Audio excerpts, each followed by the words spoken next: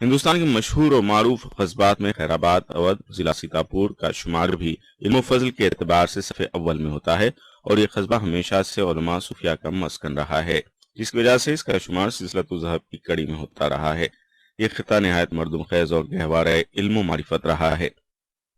اپنی انہی مذکور الصدر خصوصیات کی بنا پر اسے تاریخ کے اوراق میں خیر البلاد خیر آباد کے نام سے بھی یاد کیا گیا ہے۔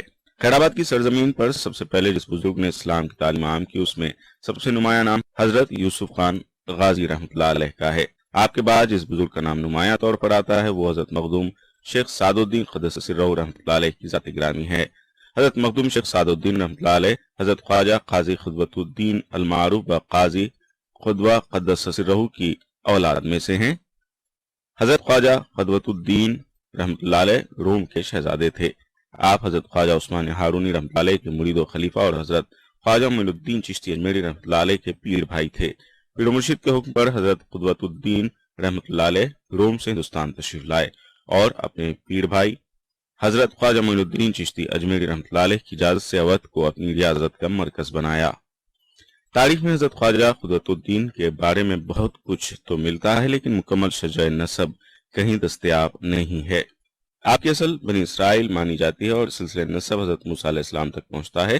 آپ کا آستان عالیہ اجودھیا میں بتایا جاتا ہے۔ حضرت بڑے مخدوم کا نام سعد الدین ہے۔ آپ کے والد بزرگوار کا نام قاضی بدر الدین عرف قاضی بڈھن قدس سرہ ہے، جو اتر پردیش کے شہر اناؤ کے حاکم اور قاضی تھے۔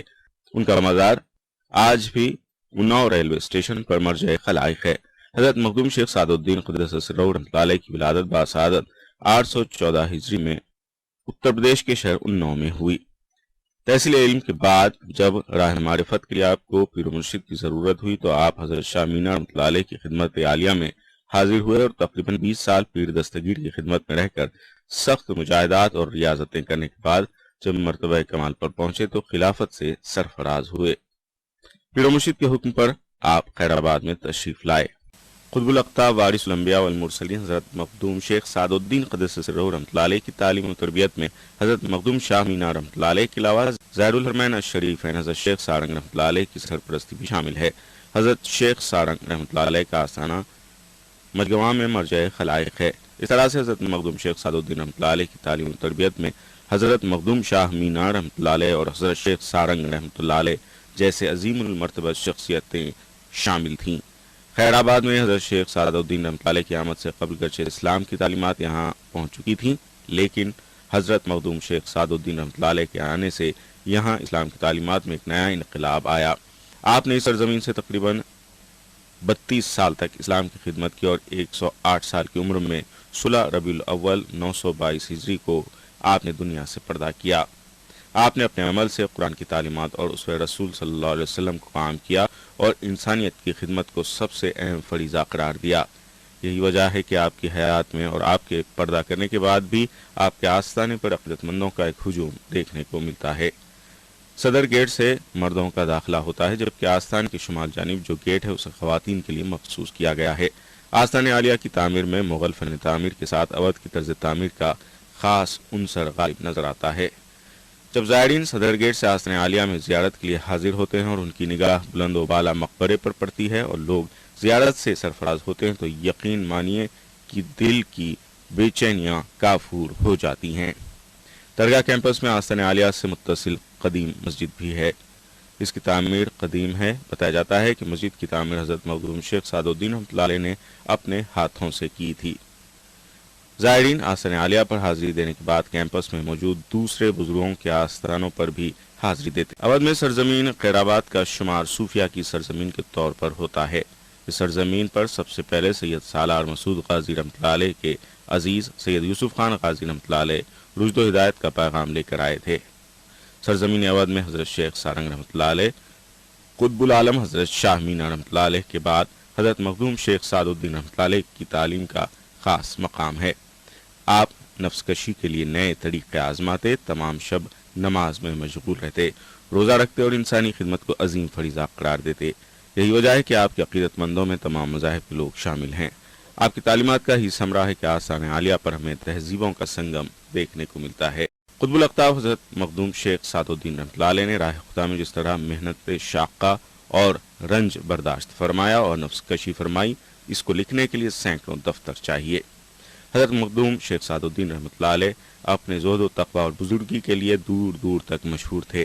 آپ کے ارادت مندوں میں عام لوگوں کے ساتھ سلاطین وقت بھی شامل تھے۔